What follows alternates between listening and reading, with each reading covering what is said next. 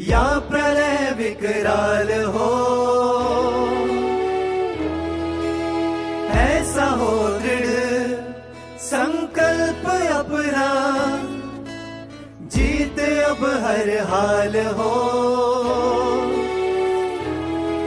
अब मुड़े ना, अब रुके ना, अब थके ना, अब झुके ना, अब अनवरत सी चाल हो, तुम अजर हो, हाँ तुम विजयी, तुम काल जयी हो ऐ युवा। तुम अजर हो, तुम विजयी, तुम काल जयी हो ऐ युवा। तुम अजर हो, तुम विजयी, तुम काल जयी हो ऐ युवा।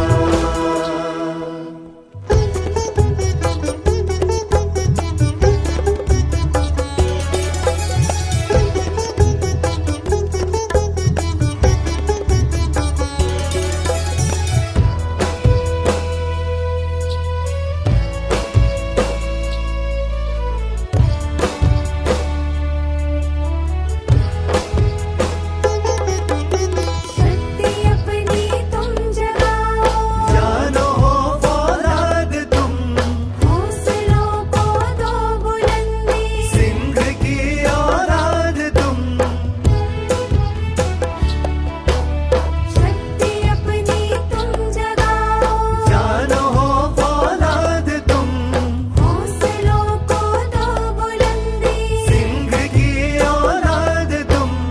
वज्र को कर दे विभाजित, ऐसी तेरी ढाल हो, तुम अजर हो, हाँ तुम विजयी, तुम काल जयी हो ऐ युवा।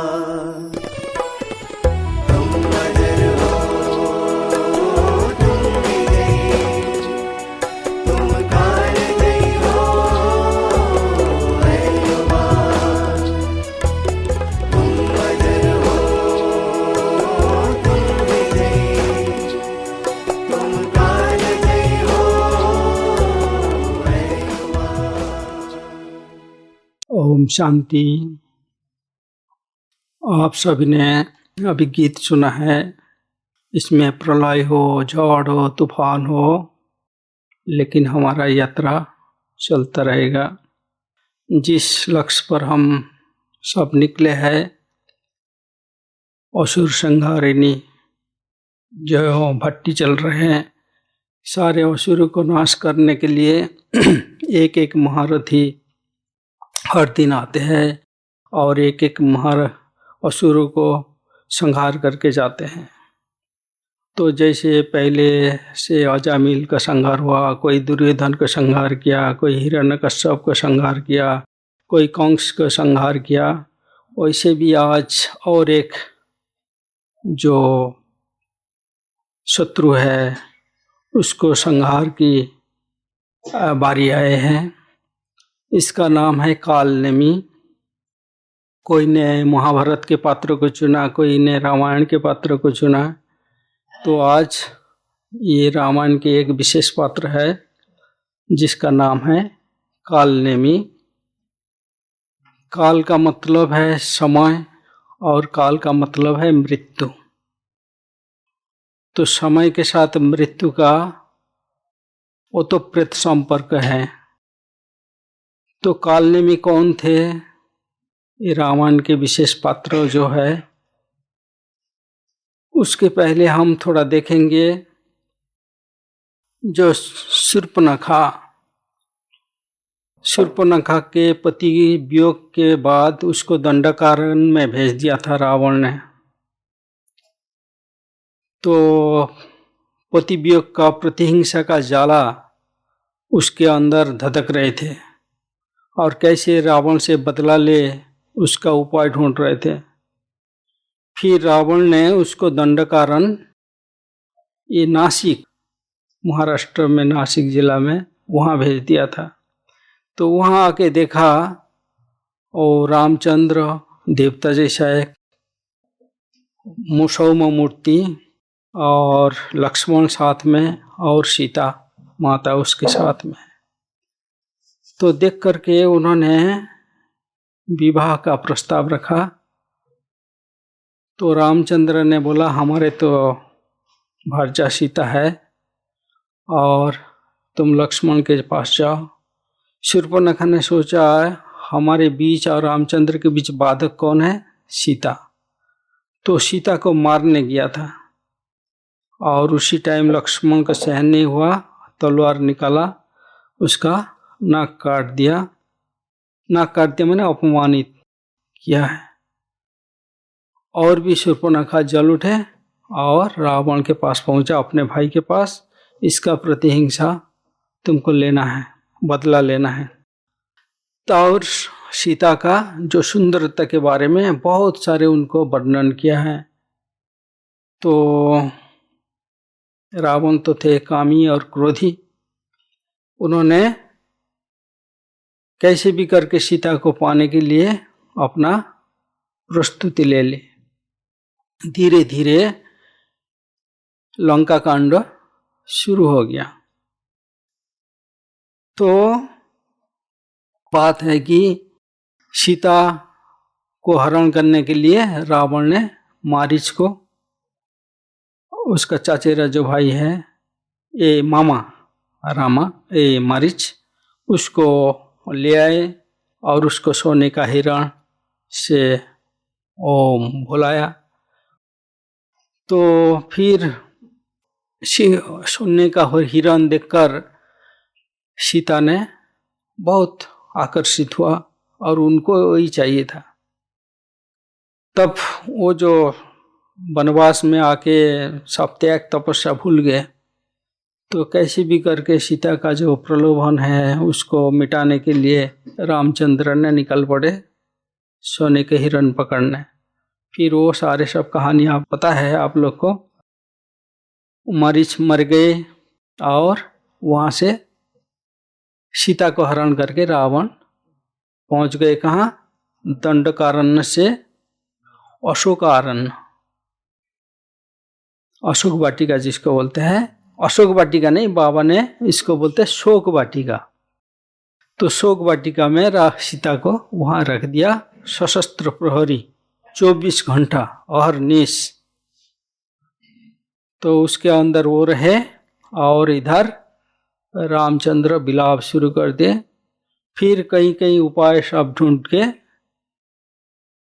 जो 100 योजन का समुद्र है उसके पार करके सेतु बंधन करके इधर पहुंचे। 100 योजन मतलब कितना है?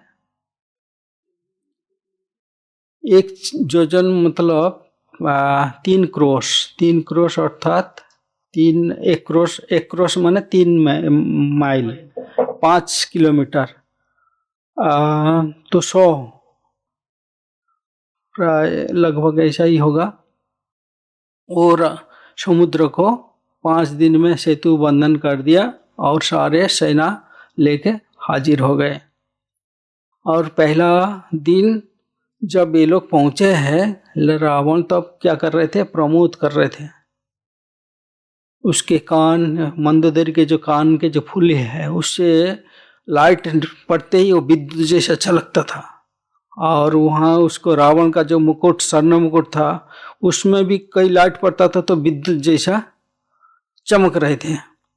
तो ऐसा दृश्य देखकर रामचंद्र को कौतूहल हुआ, क्या चल रहा है राम लक्ष्मण। तो फिर राम ने क्या सोचा, सूचना दे देना चाहिए, ऐसा तो वार नहीं करें। तो हम लोग शत्रु सेना पहुंच गए, उसको सूचना दे दे। तो बाण लिया और एक बाण से ऐसा तीर चलाया, रावण का मुकुट और ये मंदोदरी का कुंडल के फूल उससे निकल गए। तो मंदोदरी ने सोचा ये कोई अमंगल का निशानी है, लेकिन रावण ने तो ये इनकार कर दिया, ये कोई ये है नहीं, कहीं बंदर सेना आए है कुछ कर रहे, तुमको क्या लेना ना देना। लेकिन ऐसा करते करते युद्ध शुरू हुआ। पहले युद्ध में ये रावण नहीं आए, तो कौन आए? हाँ, उसके बच्चे, 4 बच्चे हैं जो महारथी है। क्या नाम है? नहीं, मेघनाथ तो वो लास्ट में आए। इंद्रजीत नहीं, तो एक है, हाँ 4 पुत्र 4 बेटा है। वो पहला दिन गया था, प्रहस्त, प्रहरी और देवांत और देवांतक नरांतक, ये 4 उन्होंने सब बड़े बड़े महारथी योद्धे सब गए और निधन हो गए। उसके बाद जो मेघनाथ आने वाले थे, मेघनाथ बोला नहीं, उसको जो इधर खड़दूषण को मारा था ना, उसका बेटा खड्ग, तो उन्होंने बोला मैं माता जो विधवा बन गए उस पिता के प्रति शोध लेने के लिए मैं पहला जाता हूँ। हाँ, तो प्रतिशोध लेने के लिए फिर भी वो भी मर गए युद्ध में। तो सारे महारथी को तो रामचंद्र ने क्या किया, सम्मान पूर्वक उनके द्वार के सामने रख दिया। जो भी है ऐसा सब मरने के बाद अभी किसके पाला है?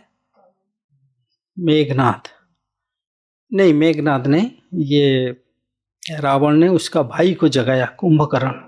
हाँ, कुंभकर्ण को जगाया कैसे भी करके, उसको एक दिन तो बाकी था लास्ट में, फिर भी वो जगाया। जगाने के बाद तो उन्होंने, वो इसका विशाल इतना चेहरा था, उसको मिलने के लिए दूसरे तीसरे मंजिल में रावण आके मिलते थे, क्योंकि मैंने उसका जन्म थे ही कुछ वरदान मिला था, अतिकाय चेहरा।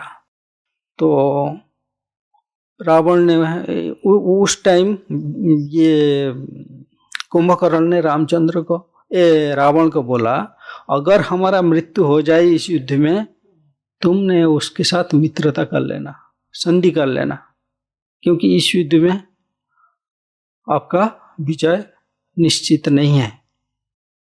तो उसको भी इनका कर दिया, तुम अपना भाई हो, जाओ, युद्ध में तो कोई मरेगा, कोई विजय होगा, कोई पराजय होगा। तो सब उधर चालू हो गया, उसमें कुंभकर्ण भी मारा गया। इसके बाद मेघनाथ को और सहन नहीं हुआ, ललकार करके, तो उन्होंने क्या था, उसका 2 नाम है, एक है मेघनाथ, एक है इंद्रजीत। इंद्रजीत क्यों नाम पड़ा? एक बार रावण को परास्त करके इंद्र ने बंदी बना के लेके जा रहे थे, तब इंद्रजीत ने उसको, इंद्र को हरा दिया, रोक दिया, और उनसे छीन के रावण को वापस लेके आया, पिता को। तो उस टाइम उसको इंद्र को हरा दिया था ना, इसीलिए उसका नाम है इंद्रजीत। इंद्र को तो उन्होंने जीत नहीं पाया ना, वो तो सब कामी क्रोधी। बोला मेघनाथ है ना, वो मेघनाथ इसलिए नाम है, वो मायावी थे, ऐसा शरीर है, अभी अभी बादल के ऊपर जाके वो युद्ध करते थे, मायावी रूप बन के, रूप धारण करके, कोई देख नहीं पाते थे। ये सब रावण, राक्षस, ये सब मायावी है, ऐसा उसका उसी अनुसार उनको सब नाम पड़ा है। अभी मेघनाथ आए हैं गर्ज करके, अभी इनका समाप्त करना है। तो राक्षस माने रामचंद्र सब जितना भी सब सेना है वो सब का अंत करना है और विजयी बन के लौटना है। सिर्फ एक को नहीं मानना है रामचंद्र, इसका 4 भाई को भी नाश करना है। अयोध्या तक जाके भी उधर भरत और शत्रुघ्न जो है उसको भी नाश करके सारे राज्य लंका के साथ जोड़ना है। ये उसका मेघनाथ का ये प्लान था। तो इन्होंने क्या किया, अभी सारे सब घोषणा कर दे। और यहाँ आके जब देखा सब ये बंदर सेना, तो बोला क्या करेगा, तुम अपना जो ये है ना, जिसको हम मारने आए हैं उसको निकालो, उसको ले आओ। तब रामचंद्र और लक्ष्मण दोनों आए हैं और मेघनाथ के साथ लक्ष्मण का युद्ध शुरू हुआ। तुमुल युद्ध, बाणों के बाण। तो इनका दोनों का टक्कर चल रहे हैं और टक्कर चलते चलते मेघनाथ भी बेहोश हो रहे, ये क्या क्या किया जाए। तब उसने मायावी रूप पकड़ के छिप गए बादलों में और वहां से जाकर युद्ध चालू कर दिया। तो लक्ष्मण इधर उधर देखते रहा कहाँ है, थोड़ा विवश हो रहे थे। लास्ट में उन्होंने क्या किया, हाँ, ब्रह्मास्त्र, नागपाश, जितना भी पशुपत अस्त्र सब छोड़ डाला और एक एक करके लक्ष्मण को चारों तरफ आहत करने शुरू किया। लास्ट में क्या किया उन्होंने, नागपाश बाण माने जिसमें सर्प होता है, हजारों सर्प एक साथ आए और लक्ष्मण को और ये को, रामचंद्र दोनों को भी डांसा। उसमें लक्ष्मण क्या हुआ, घायल होया, उसमें हार्ट में चोट पहुंचा और मूर्छित हो गए। मूर्छित होने के बाद इसका उपाय क्या किया जाए, इसका उपाय ढूंढने के लिए कौन आए, नहीं, विभीषण इसका उपाय बताया। जे लंका में रावण के ये में दरबार में राज्य वेद है जिसका नाम है सुसेन, उसको आप लेके आए तो वो बता सकता है इसका इलाज क्या है। तो वैद्य जहाँ रहते हैं तो उसका सारे वर्णन हनुमान को बताया, रामचंद्र को भी बताया। तब सोच में पड़ गए कौन उधर जाएगा, और वो तो सब शत्रु पक्ष से है ना, कैसे वो वैद्य को लेके आए। तो हनुमान ने सबको आश्वासन दिया, अब बताओ कहाँ है, जगह कहाँ है, उसका नाम क्या है, रूप क्या है। तो ऐसा बताने के बाद तो उसको मालूम हुआ। तो प्रभु श्री रामचंद्र की आज्ञा ली, आज्ञा लेने के बाद उन्होंने अपने उड़ान भरे और वहां से जाके वैद्य को जाके पूछा, आप सुसेन वैद्य है क्या, राजवैद्य। तो हाँ। तो बोला अभी चलो बोलते ही वो क्या किया, सारे घर को उठा के इधर आके पहुंचा। उसका कारण क्या है कुछ पता नहीं, कैसे उठा के लाया, वो बेबल हो रहे, हतभम्ब हो रहे वैद्य जी। फिर उनको सारे बताया गया। तब तो उन्होंने चकित हो गए, अरे मैं तो शत्रु पक्ष के वैद्य हूं और ये शत्रु को हम कैसे जीवित कर सकते हैं। तब विभीषण ने उसको वैद्य का धर्म बताया।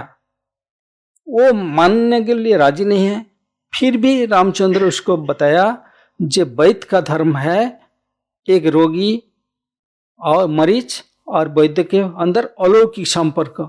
यहाँ शत्रु और ये का पक्ष नहीं, मित्र का पक्ष नहीं होता है।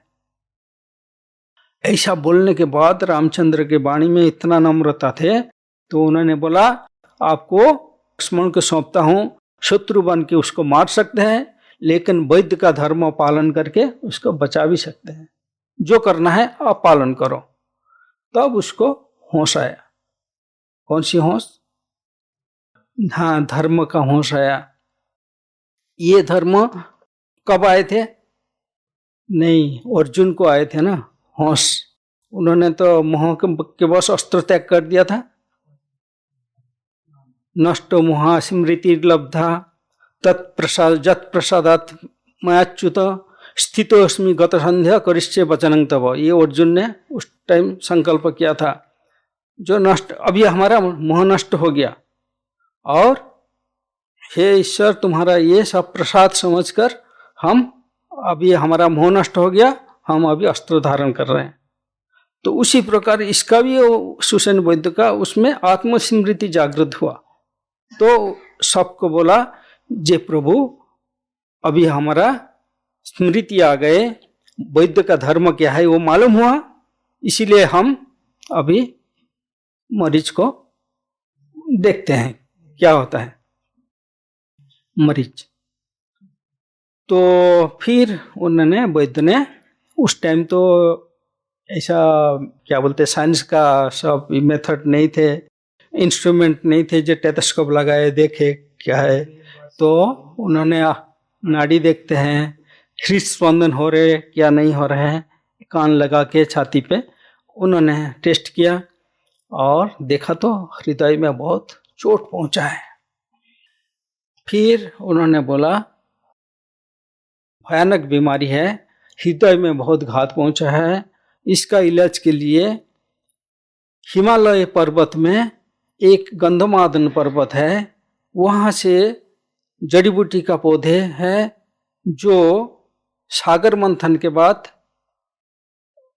संजीवनी रूप से निकले थे और उनको देवताएं ने वहां जाके सुरक्षित रखा है। तो वो औषधि अगर ले आए कोई और इसका प्राण बच सकता है। और कब? टाइम बताए सूर्य उदय के पहले, समय सिर्फ एक रात। कहाँ? लंका, कहाँ? हिमालय। वहां से कौन लेके आए? तो वर्णन करते हैं तो इतना दूर बीच में भारतवर्ष और उसके उत्तर में सारे एकदम आसाम से लेकर एकदम पाकिस्तान बड़ा तक पूरा हिमालय, उसके अंदर कहाँ ढूंढेंगे और कहाँ से ये औषधि लेके आएंगे? तब सब निराश हो गए। तो रामचंद्र ने क्या बोला? निराश हो गए, बोले ये तो हाँ असंभव लग रहा है, कौन जाएगा, कौन लेके आएगा?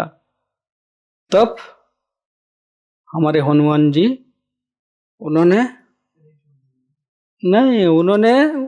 दिया, प्रभु जी आप आज्ञा तो दीजिए, क्या करना है नहीं करना है वो तो देखा जाएगा भविष्य। तब रामचंद्र ने, सुषेण वैद्य ने बताया जो कैसे पहचाने वो जो गंधमादन पर्वत जो वहां से लेकर वहां देवता लोग ने वहां सुरक्षित पे रखा है। और तो हर एक पौधे का वहां वर्णन किया। 4 प्रकार वहां पौधे हैं। पहला कौन सी है? पहला है विशल्यकरणी। विशल्यकरणी वो क्या करता है? वो कटे हुए अंग को जोड़ देते हैं, विशल्यकरणी। दूसरा है स्वर्णकारिणी। वो क्या करता है? जो चोट पहुंचता है, घाव बन जाता है, उसको तुरंत भर देते हैं। तीसरा है संहारिणी, माने विकृत अंग को फिर ठीक ठाक कर देते हैं। और चौथा है मृत संजीवनी, जो समय पर मिलने से मरे हुए व्यक्ति को जिंदा कर सकता है। हार्ट के ब्लॉक को ठीक कर रहा है। ये तो अभी का आपके भाषा है। तो उस टाइम का ये भाषा नहीं है, हृदयघात। ये तो हार्ट अटैक वो अलग है, वो तो मैंने प्रहार किया है ना बाहर से, हाँ उसका घात है। तब ये सारे वर्णन मिलते ही उड़ान भरा। कौन? हनुमान जी। हाँ, तो ये क्या होता है, माने कहाँ से जाएंगे? एकदम श्रीलंका से उत्तरम जत हिमालयश्च, उत्तरम जत समुद्रश्च हिमालयश्च दक्षिणम वर्षम तत् भारतम नाम भारती तत्र संतति। इसका अर्थ है भारतवर्ष कितना विशाल है। समुद्र के उत्तरी भाग और हिमालय के दक्षिण भाग, ये विशाल जो क्षेत्र है उसको वर्ष नाम दिया जाता है। और उसका नाम भारत, वहां राजत्व किया था तब उसका नाम भारत रखा है। और उसमें जो रहते हैं उसको भारतीय बोलते हैं। वो सारे लांग करके जाना है वो पर्वत। फिर 2 पर्वत है, उसके बीच में एक गंधमादन पर्वत है, उससे ये जड़ी बूटी लाना है।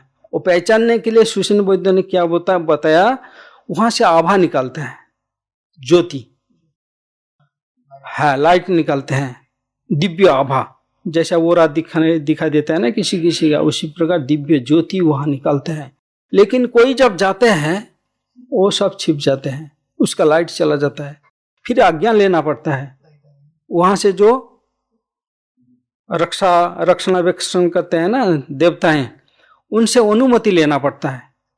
अनुमति लेने के बाद वो फिर आप ले सकते हैं। यह भी हम देखते हैं ना, कोई कोई जड़ी बूटी कोई किसी को दे देता है, किसी किसी का काम करता है, किसी किसी का नहीं करता है। क्यों? हाँ, अनुमति लेना पड़ता है। हम भी जब छोटे थे ना, हमारे दादी माँ कुछ जड़ी बूटी के लिए हमें भेजते थे, तो वो रात के टाइम होता था। माने कोई अचानक किसी का कुछ बीमारी हो गया, वो आके पहुंचा तो बोला रात को तो ये चीज लेना नहीं होता है। तो दादी माँ उम्र है प्राय 80-84 आसपास, मेरे को बोलते थे तुम जाना उस पौधे के पास और हाथ जोड़ करके नमन करना, आप बोलना इस कारण में हमारे दादी माँ ने को आपसे अनुमति लेके कुछ ले जाने के लिए बोला है। तो मैं हे वनस्पति, इस रोग निवारण के लिए हमारे दादी माँ ने भेजा है और आपके अनुमति से ये हम स्वीकार करें। तो ऐसा बोल के वो लेते थे।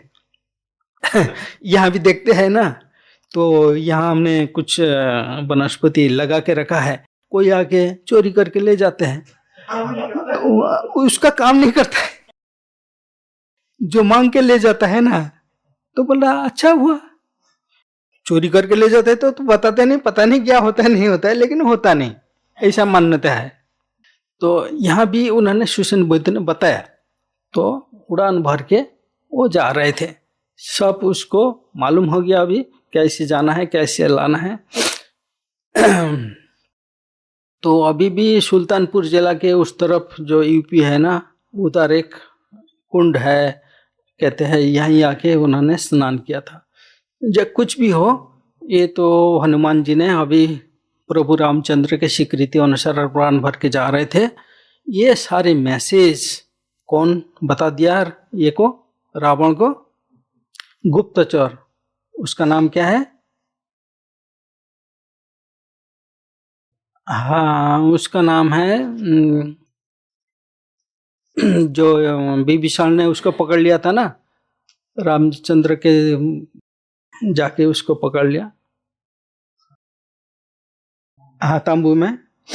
तो कुछ भी हो, गुप्तचर। तो गुप्तचर का अध्यक्ष कौन था? कालनेमी। तो इन्होंने 2 गुप्तचर जाके रावण को बताया ऐसा ऐसा लक्ष्मण मूर्छित है और उसको बचाने के लिए यहाँ से सुसेन वैद्य को उठा के लेके गया, और वहाँ सुसेन वैद्य ने बताया कि ऐसा संजीवनी बूटी लाने के लिए वो उधर हिमालय पर्वत में चल पड़े। तब उन्होंने रावण ने उसको बोला कैसे भी करके इसको रोकना है, क्योंकि सूर्य उदय हो गया तो लक्ष्मण बचेंगे नहीं, और लक्ष्मण बचेंगे नहीं तो लंका युद्ध और नहीं होगा, सब समाप्त हो जाएगा। तो ऐसा करके क्या किया जाए, बहुत ये हो के वहां सब जो सभा बैठे थे, इंद्रजीत आदि आदि सब थे। इंद्रजीत तो बोल रहे क्या, अरे उसको हमने नाक पास ऐसा मार दिया, वो और बचने वाले नहीं हैं, और होगा भी तो कुछ उसका कोई ताकत नहीं है, तुमको कहीं जाने की जरूरत नहीं, माने उतना फड़फड़ा रहे थे। तब रावण ने बोला नहीं, रावण ये शत्रु को कभी दुर्बल नहीं समझना, और उन्होंने किया हमारे जो इस गुप्तचर में सबसे सेना नायक है, अध्यक्ष है कालनेमी, उसके पास मुझे अभी जाना है, उसको बुलाना नहीं, मुझे खुद जाना है। तो रावण ने उसके पास गया और बोला तुमने तो बहुत मायावी हो और सब आपको मालूम है, कैसे भी करके हनुमान को उस रास्ता में रोकना है, और उसको टाइम वेस्ट करके बोलना। कालनेमी ने उसको बताया जो उसका ताकत मुझे मालूम है, वो कैसे आके सारे लंका को जला दिया था मैंने तो आपको सारे बता दिया था, लेकिन पकड़ के भी लाया था, आपने उसको नहीं मारा। उस टाइम पूंछ में आग लगा दिया, सारे लंका को विध्वस्त करके चला गया जला के, और उसके सामने मैं कैसे जाऊं? तो बोला नहीं, उसके साथ युद्ध नहीं करना है, कैसे भी करके प्रलोभन देके उसका रात को वहां टाल देना है। तो उन्होंने मायावी बल से अपना रूप बदल के एक साधु वेश धारण किया, और वहाँ पहाड़ी पर जाके बहुत मनोरम एक जहाँ सरोवर है, जहाँ झरना है, वहाँ जाके और भी सुंदर दृश्य बना के वहाँ ही राम नाम जपना शुरू कर दिया। आकाश मार्ग में हनुमान जा रहे थे और राम नाम का धुन सुनकर उसको थोड़ा प्यास भी लग रहे थे। देखा तो नीचे सरोवर है, और सोचा यहाँ थोड़ा प्यास बुझाएंगे और वहाँ जाके फिर ऊपर जाएंगे।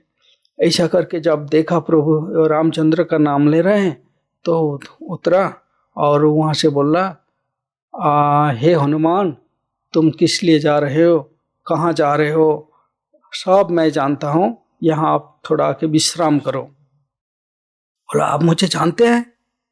हाँ, जानता हूँ।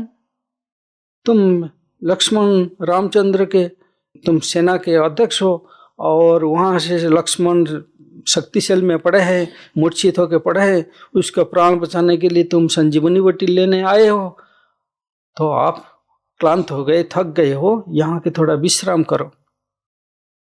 तो बोला, आप मुझे जानते हैं, त्रिकालदर्शी भी है, आप हमारा हित चाहते हैं? हाँ, एक निमिष में आपको हमने पहुंचा दूंगा उधर, तुम यहाँ थोड़ा बैठो। तो बोला, तुमको पहले मैं दीक्षा दूंगा, और दीक्षा के बाद जाके, दीक्षा के पहले आप वहाँ जो सरोवर है वहाँ स्नान करके आ जाओ। तो छल करके भेजा था। छल क्यों किया? तो उस सरोवर में एक मगरमच्छ थे, और जैसा वो स्नान करने गया, प्रभु रामचंद्र के लेकर स्नान कर रहे थे, उस टाइम वो पीछे से आके मगरमच्छ उसको अटैक किया। हाँ, दोनों का आक्रमण होने के बाद महातुमुल युद्ध शुरू हुआ। लास्ट में हनुमान जी ने क्या उसको फाड़ के दूर फेंक दिया। वहां जैसा मरे हुए मगरमच्छ उधर गिर गया, तो वहां से किया हुआ एक दिव्य आभा युक्त एक अप्सरा निकले, और उन्होंने सारे उनका रहस्य बता दिया। जे मैं भी एक ऋषि देवकन्या थी, और एक ऋषि के श्राप से यहाँ हम मगरमच्छ रूप में थे, आज हमारा श्राप मुक्त हुआ, और मैं अभी जा रहा हूँ, लेकिन श्राप मुक्त होने के बाद आपने जो हमारा उपकार किया है, तो मैं भेद बता देता हूँ। जो यहाँ जो साधु राम नाम कर रहे हैं, ये कोई साधु नहीं है, ये कालनेमी राक्षस है, ये रावण के गुप्तचर के सेनाध्यक्ष है, ये निशाचर है। ये दिन में इसको दिखाई नहीं पड़ता है, रात का इसका काम होता है, गुप्तचर। और ये तुमको मारने के लिए ये छद्म वेश में इधर आके ये प्रभु रामचंद्र का नाम राम कर रहे हैं, ताकि आप मोहित हो जाए। अच्छा, तो सारे भेद जानने के बाद आके पहुंचा कालनेमी के पास, और कालनेमी को क्या बोला, गुरुजी पहले आपको दक्षिणा देंगे, उसके बाद हम दीक्षा लेंगे। अरे क्या बात कर रहे हैं, उल्टा बात क्यों? पहले दीक्षा लेना होता है, फिर बाद में दक्षिणा देना होता है। नहीं, पहले दक्षिणा दूंगा, फिर बाद में दीक्षा लूंगा, फिर अपना काम करूंगा।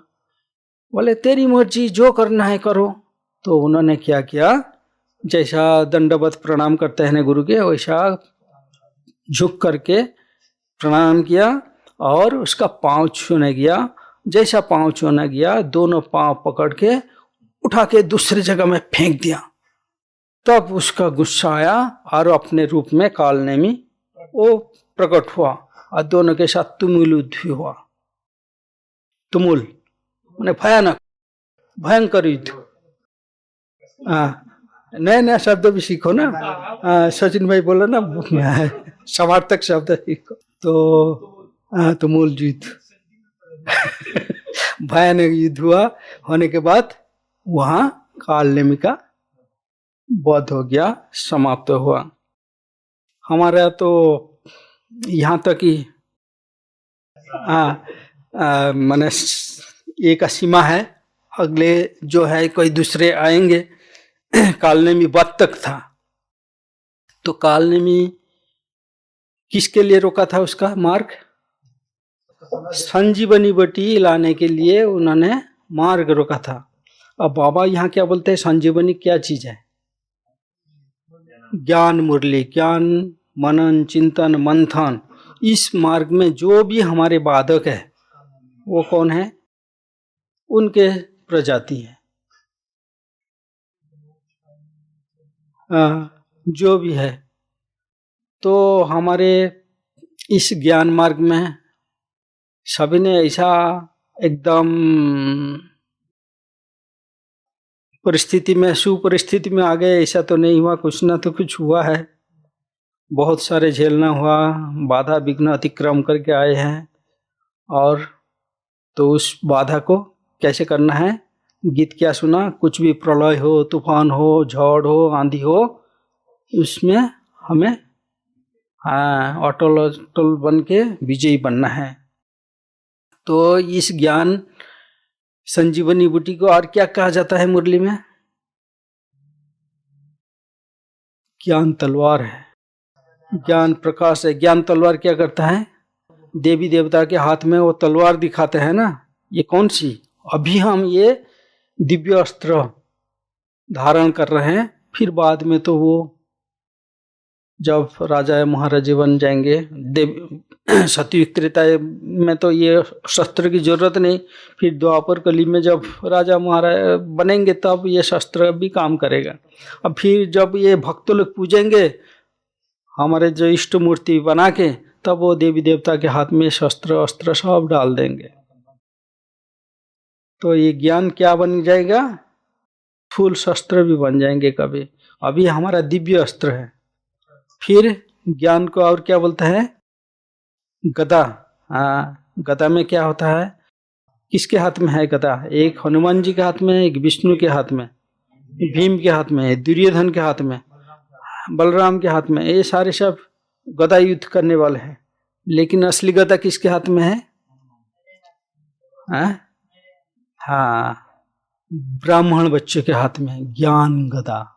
इस ज्ञान के जितने भी सारे ब्राह्मण हैं, सब ये दिव्य अलंकार है, दिव्य गदा।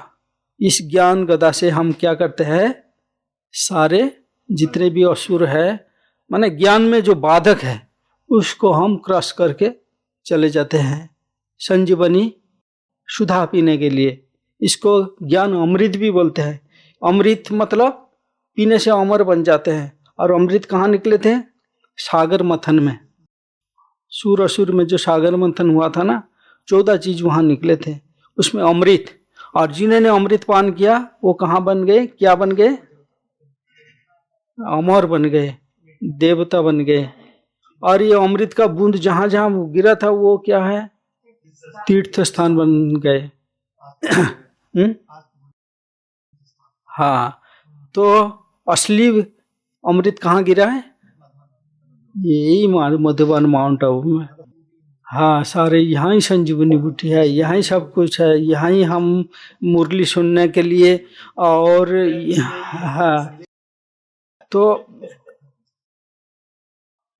देखिए, तो फिर ये संजीवनी सुधा पीते पीते पीते पीते मोह भी जागृत होता है। हाँ, लेकिन आप देखेंगे जब सारे लंका पर विजय प्राप्त हुआ ना, रामचंद्र ने रामचंद्र माने सारी लंकापुरी तो अपना हो गया। लंकापुरी अपना होने के बाद लक्ष्मण जी का बहुत अटैचमेंट हो गया था। लंका इतना सुंदर सोने का है ना, उसके साथ अयोध्या क्या है? कुछ भी नहीं है। फिर भी रामचंद्र ने लक्ष्मण को क्या बताया? मित्राणि धन धान्यानि प्रजानां सम्मतानि व जननी जन्मभूमिश्च स्वर्गादपि गरीयसी। मतलब ये मित्र, धन धान्य और ये जो स्वर्ण लंका, ये इसका मान सम्मान है, वो स्वीकार करता हूँ, स्वीकार करता हूँ। लेकिन जननी जन्मभूमि के तुलना में ये सारे फीके हैं। तो ये जननी जन्मभूमि स्वर्गादपि गरीयसी वहां लक्ष्मण को समझाया, समझा के फिर इन्होंने उड़ान भरा अयोध्या के लिए। नहीं तो उसको मोह हो गया था, क्योंकि इतना शत्रु को उन्होंने नाश कर दिया था। और मेघनाथ था मेन, उसको नाश कर दिया, माने सब। मेघनाथ को भी जब नाश कर दिया तो तब उन्होंने अपने पिताश्री को जाके क्या बोला, ये लोग बंदर सेना नहीं, ये लोग साधारण मनुष्य नहीं, ये तो भगवान का अवतार है। तो फिर भी रावण ने अपना जान जब तक है तब तक उन्होंने इसका स्वीकार नहीं किया है। उन्होंने फिर लड़ा। लास्ट में भी क्या हुआ, ये कालनेमी भी जब मरा था उस टाइम भी उन्होंने क्या नाम उच्चारण किया, राम नाम उच्चारण किया। रावण भी मरा तो राम नाम उच्चारण किया। तो लास्ट में बोला, तुमने जब ये राम नाम उच्चारण किया है ना, तुम्हारा स्थान कहाँ होगा, स्वर्ग में पहुंच जाएंगे। ऐसे कहानी बताते हैं, लेकिन बाबा क्या बोलते हैं, बहुत काल का अभ्यास चाहिए। इस क्षण में बता दिया, पहुंच भी जाए। बाबा क्या बोलता है, पहले से श्री कृष्ण जन्म से है तो जन्म नहीं मिलेगा, सत्य त्रेता के लास्ट में है तो एक दो जन्म मिल जाएगा। तो उसमें क्या होता है, स्वर्ग का सुख वो लोग उतना नहीं भोग पाएंगे जितना है ब्राह्मण आदि जो बाबा बताते हैं उसी प्रकार। तो इसमें आप देखेंगे जो काल नेमी के में क्या आता है, के में हमारे जो रावण का बताते हैं ना 10 शीश, उसमें काम क्रोध लोभ मोह अहंकार ईर्षा देश घृणा आलस्य भय, ये 10 काम क्रोध लोभ मोह अहंकार ईर्षा देश आलस्य भय घृणा, तो ये 10 शीश होता है। तो के में आता है काम और क्रोध। ये पहला महाशत्रु को दमन करना है। किसके बल से, ये तो सारे सब महारथी आके संहार करके चले गए। और बाबा क्या बताए, तुमको संहार नहीं करना है, उसको रूप बदल देना है, उसको सहयोगी बना लेना है। इसलिए बाबा क्या कहा, काम विकार को शुभ कामना में परिवर्तित कर दो। और विष्णु के शिष्य में क्या दिखाते हैं, वो भी तो सांप है ना, फिर क्या कर रहे हैं, वो एकदम आराम से लेटे हुए हैं, मुस्कुरा रहे हैं, और ऊपर से बारिश आ रहा है, उन्होंने सब सुरक्षा कर रहे हैं। तो ये संहार विद्या छोड़ दो, अभी दोस्त बनाओ। हाँ, जो हो गया गतस्य सचना नस्ति, न भूतो न भविष्यते। वो तो जो हो गया उसको छोड़ दो ना, अभी जो है, अभी जो क्योंकि इनको दिखाई नहीं पड़ता है ना कुछ भी, कहाँ है काम, कहाँ है क्रोध, कहाँ है लोभ, कहाँ है मोह, इसको शुभ कामना में परिवर्तित कर दो तो विजय तुम्हारा सुनिश्चित है। और क्या बोला काम विकार के लिए, बाबा अनेक बहुत से मुहावरा बोलते हैं ना, अंत काल में जो स्त्री सिमने वो वेश्या योनि में बलबल उतरे। तो इसका प्रतीक क्या है, काम। तो बाबा ने सारे यहाँ जो ब्राह्मण बनते हैं, ये यहाँ के बाबा ने पहला बर्तन क्या देता है, पवित्र भवो योगी भवो। ये हमारे गेट में जाएंगे ना, वहाँ वो 2 स्लोगन वहाँ लिखा है, बी होली एंड बी राजयोगी, पवित्र बनो राजयोगी बनो, वो शरीर लिखा है। तो ये होता है क्या, तो हमारा जो फर्स्ट फाउंडेशन का पहला प्रिंसिपल है ना, इसको अपनाना है। ये अपना लो तो ये सारे शुभकामना ऑटोमेटिकली आ जाएंगे। तो प्रतिहिंसा, ज्वाला, घृणा, द्वेष, ये सारे सब धीरे धीरे खत्म हो जाएंगे रावण के एक से। फिर दूसरा कौन है, क्रोध। क्रोध में क्या होता है, बोलते हैं क्रोध में मटके घर में, क्रोध घर में घुस गया तो मटके का पानी भी सूख जाता है। ये कौन सी मटका, ये बुद्धि रूपी घड़ा है ना, वो बुद्धि शून्य हो जाता है, क्या करेंगे नहीं करेंगे उसका। हाँ, लेकिन बाबा उसको कैसे परिवर्तन कर दिया, जैसा क्रोध अग्नि के समान है, योग भी अग्नि के समान है, इसको कन्वर्ट कर दो, योग अग्नि में बैठो, बाबा से शीतल किरणें ऊपर पहुंच रहे हैं और हमारा मस्तिष्क एकदम शीतल हो रहे हैं और सबके प्रति शुभ भावना शुभकामना निकल रहे हैं। कहाँ क्रोध? तो ये बुद्धि रूपी घोड़ा किस में भर गया? शीतल जन्म, शीतल जन्म, शीतल जन्म। तो सबके प्रति अभी क्या है? ये सब हमारा है, हमारा भाई है, हमारा परिवार है। ये ब्राह्मण परिवार देख करके कोई पहले इसके आने के पहले सोचा था क्या ये हमारा इतना बड़ा परिवार है?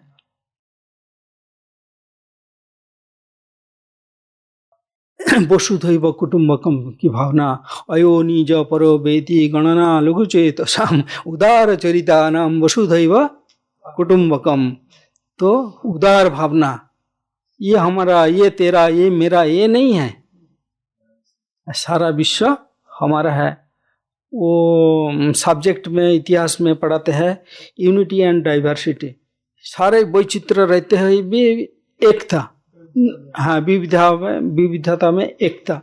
ये कैसे होता है? पहले कुछ भी समझ में नहीं था। जब हम पहली बार मधुबन आए, ये विशाल परिवार देखा, ये फॉरेनर्स सारे सब आए हैं। पहले तो फॉरेनर्स को देखने के लिए एक हम ये स्टेशन समुद्र जो है ना, सी सैकत बोलते हैं, सी शोर, वहाँ जाते थे तो एक दो देखने को मिलता था। अरे बाबा वो लोग अंग्रेज है, या बड़ा बड़ा चेहरा, गोरे गोरे चेहरा, बड़े बड़े, तब देख करके आश्चर्य खाते थे। फिर यहाँ जितने जब पहली बार आए ना, तब 1000-1200 फॉरेनर्स आए और यहाँ ओम शांति भवन में सारे सब बैठ के बाबा के पास मुरली सुन। तब मेरे को आया, अरे यही यूनिटी एंड डाइवर्सिटी, सारे विश्व के आदमी यहाँ ही पहुंच गए, यही एक मात्र संसार है। तब मेरे को फुल विश्वास हो गया था। उसके बाद और क्रोध में क्या होता है? हाँ हाँ, देखो क्रोध में ताप होता है, क्रोध में पाप होता है, क्रोध में कुल का नाश होता है। ये दुर्योधन आदि किसका प्रतीक है? सारे कुल का नाश कर दिया ना क्रोध के बस में। अंधे के औलादे अंधे जैसा बोला तो द्रौपदी पर बिगड़ गया और उसका बदला लेने के लिए सारे अपना 100 भाई को भी नाश कर दिया। क्रोधे ताप, क्रोधे पाप, क्रोधे कुलक्षय, क्रोधे तो मनुष्य सर्वनाश है। माने क्रोध में ताप होता है, पाप होता है, कुल का नाश हो जाता है। यहाँ भी हमारे ब्राह्मण परिवार में कोई क्रोध करता है तो दादी जी ने उसका युक्ति निकाला। तो पहले 2 महीना 3 महीना यहाँ सेवा छोड़ के अपने स्थान पर जाओ, तपस्या करो, अपने को शीतल करके फिर आओ। फिर आपका परिस्थिति देखकर यहाँ रहना लायक है या नहीं, विवेचना माने उसके ऊपर डिपेंड होता था। तो यहाँ भी हम लोग देखते हैं जितना शीतल होके रहो उतना अच्छा है। उसके बाद क्रोध के बाद लोभ। लोभ में क्या होता है? हाँ, बाबा ने हर ब्राह्मण बच्चे का आवश्यकता पूर्ण करते हैं, लेकिन लालच का कभी नहीं पूर्ण करता है। इसका एक कहानी बताते हैं। ये एक लालची पहाड़ी थे, लालची पहाड़ी, उसके उस तरफ हाँ पहाड़ी, उसके उस तरफ स्वर्ग जैसा एक दुनिया, और जो आगंतुक आते थे उसको बोलना तुमको ये स्वर्ग चाहिए, तो उनमें जितना आप पैदल करो दौड़ाओ उतना सूर्यास्त के सूर्योदय से सूर्यास्त तक अब जाके इधर आ जाओ तो उतना जमीन आपका है। लेकिन देखा गया कोई ने बच के नहीं लौटा। क्यों? लालच के बस वो जाता रहा और जितना जाते रहे उतना माने आकर्षणीय बहुत सारे सब चीज उसको दिखाई पड़ता है, और थोड़ा लूं।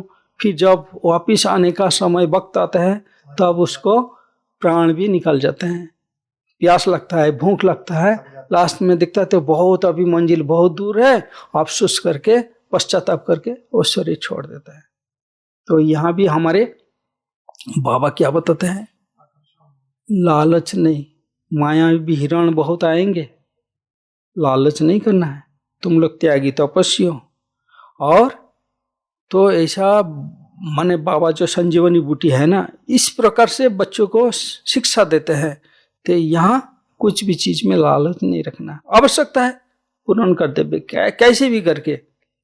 लेकिन दूसरा वो लालच का उदाहरण क्या देते हैं? हबज। ये खाने के बाद भी जो ओवर ईटिंग करते हैं ना, ज्यादा खाना खा लेते हैं, ये चीज अच्छी है, टेस्टी है, और थोड़ा ले लो।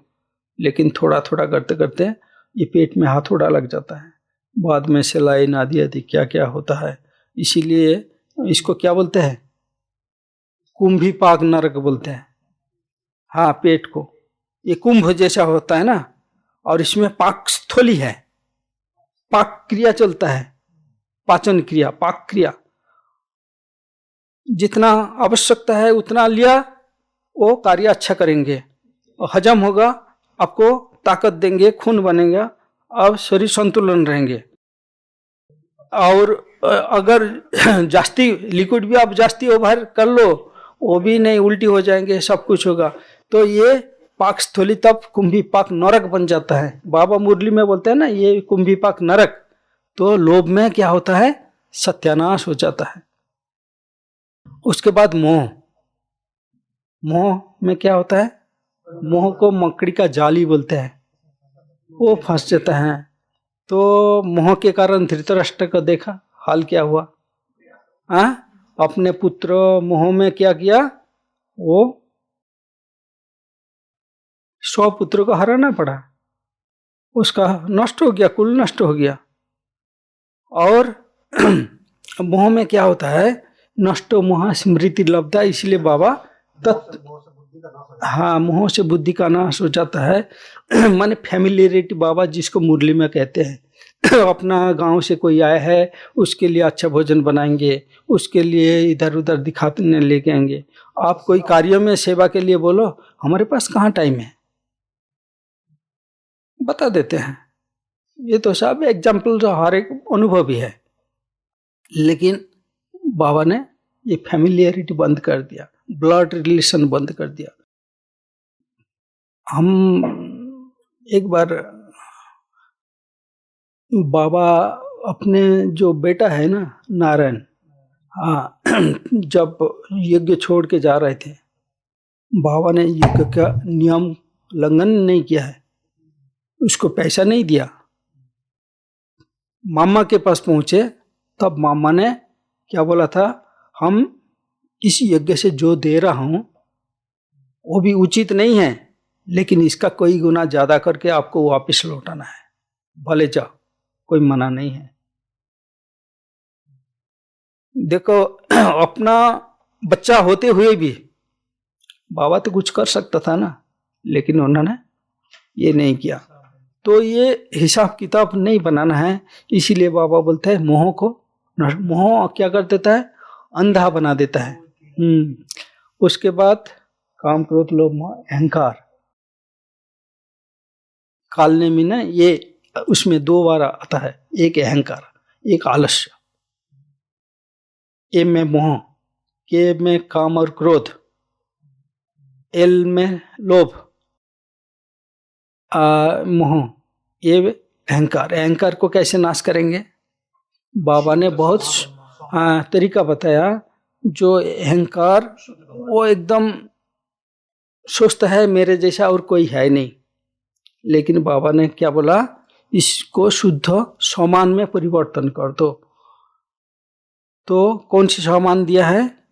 मैं विश्व कल्याणकारी आत्मा हूँ, पूर्वज आत्मा हूँ, इष्ट देव हूँ, पवित्रता के देवी हूँ, देव हूँ, सुख देव हूँ।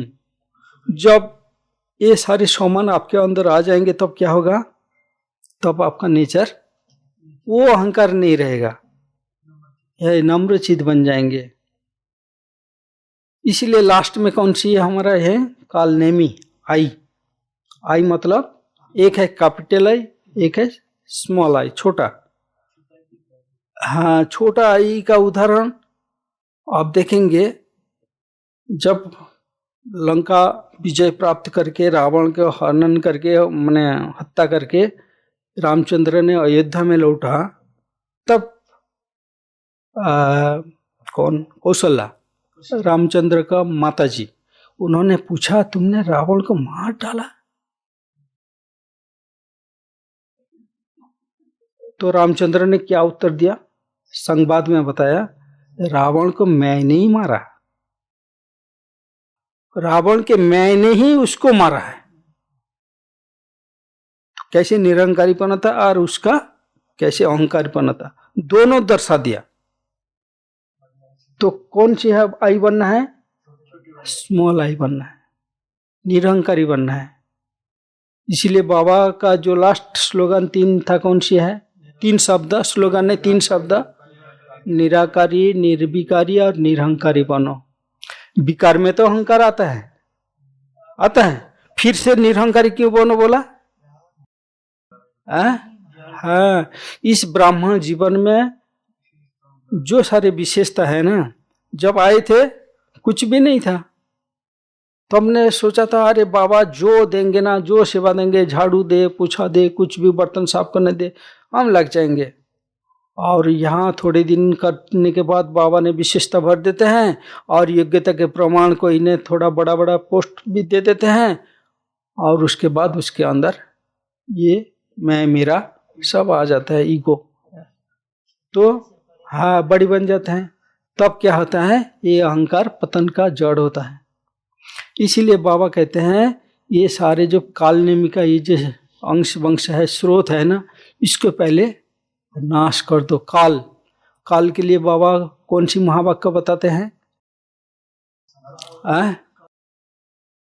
समय को भी काल कहते हैं। जैसा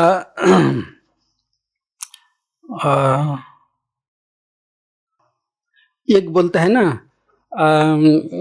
विनाश काले प्रीत बुद्धि विजयंती और विनाश काले विपरीत बुद्धि विनशंति। मतलब विनाश काल में क्या होता है, जो प्रीत बुद्धि है, ईश्वर के प्रति जिसका निष्ठा है, ये है, वो ईश्वर के याद में रहेंगे और वो विजय प्राप्त करेंगे। अगर विपरीत बुद्धि होता है, देहधारी के प्रति चला जाता है, तो उसका नाश हो जाता है। विपरीत बुद्धि विनाशंति। और विनाश कितने टाइम पर आएंगे? 1 सेकंड में। बाबा क्या बोलते हैं, विनाश काल में जो जिसका बहुत काल का अभ्यास होता है, अशरीरपन का अभ्यास। अशरीरपन का अभ्यास मतलब 1 सेकंड के बहुत थोड़े टाइम में, कम समय में भ्रुकुटी सिंहासन में जो बैठ जाते हैं और अपने आत्मा के जो धर्म है उसमें टिक जाते हैं, वही अंत में पास होंगे, पासुत अनार हो जाएंगे। लेकिन उस टाइम इधर उधर की याद आता है तो क्या होगा, पास नहीं कर पाएंगे। एक छोटा सा उदाहरण है, कई सेंटर में सच्ची घटना है। एक भाई ने शरीर छोड़ा था, बहुत माने सेवाधारी है, अनन्य सेवाधारी है, लेकिन उनके बहन जी के प्रति इतना आकर्षण हुआ, कोई भी अचानक घटना हुआ और उसमें उसको शरीर छोड़ना पड़ा। शरीर छोड़ते टाइम उसके मुख से निकला क्या, दीदी। बाबा नहीं निकला। तो शरीर छोड़ने के बाद उसको शरीर नहीं मिला, तो उसी सेंटर पर दूसरे कोई बहन के अंदर उन्होंने घुस गया, जिसको इविल सोल बोलते हैं। तो घुसने के बाद उनको बहनों का हाव भाव तो चेंज हो जाते हैं ना, और बोलता है मुझसे गिरा ज्ञान मुरली सुनाओ, ये करो। तो अरे बोला ये ज्ञान सुनाओ, ये क्या हो, ये तो बाहर का इविल सोल नहीं है, ये कोई सिविल सोल होगा। तो उन्होंने बहन जी ने उसको पूछा, तो आप कौन है? तो बोला ये भाई जो शरीर छोड़ा था ना, उसको अंत टाइम में वो हमारे मुख से बाबा नहीं निकला तो दीदी निकले थे, इसीलिए मेरे को शरीर नहीं मिल रहे हैं, आप लोग हमारे लिए तपस्या करो ताकि हम। तो बोला तुम बहनों के शरीर में क्यों घुसते हो, ये भी तो पाप हो रहा है ना। तो बोला कुछ भी हो, जो हुआ हो, अभी ड्रामा अनुसार हो गया, बोलेंगे आप लोग तपस्या करो। तपस्या करने के बाद क्या हुआ, एक नहीं वो तो चला गया, लेकिन ऐसा 10 सोल आए हैं, और ये 10 भी ये सारे सब माने ये बिके थे। तो सभी ने बोला क्या उन्होंने एड्रेस दे के गया, कहाँ जन्म लेंगे उसका माता पिता को फोन नंबर दे के गया, जो वहाँ जन्म लेंगे वहाँ हमारे माता पिता को भी कोर्स करो।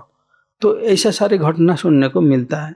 अब देखो तो अंतकाल में हमें क्या होना चाहिए, अंतमति सोगति जो बाबा बोलते हैं ना, तो अंत में हमारे बुद्धि एक बाबा की तरफ टिका रहे, दूसरे तरफ न जाए देहोवेश माने शरीरधारी के प्रति, तब हमारा अच्छा गति होगी, काल नेमिका समाप्त हो जाएंगे और हम काल पर विजय पाएंगे। ओम शांति।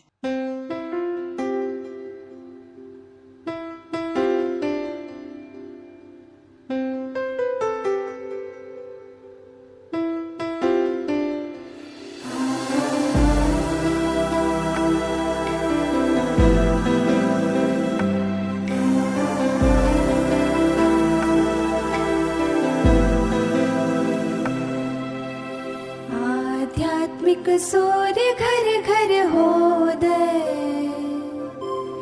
आध्यात्मिक सूर्य घर घर होदय, साधना से ध्वस्त हो जाए अनय, साधना से ध्वस्त हो जाए अनय, आध्यात्मिक सूर्य घर घर होदय, आध्यात्मिक सूर्य घर घर होदय, साधना से ध्वस्त हो जाए अनय, साधना से ध्वस्त हो जाए अनय।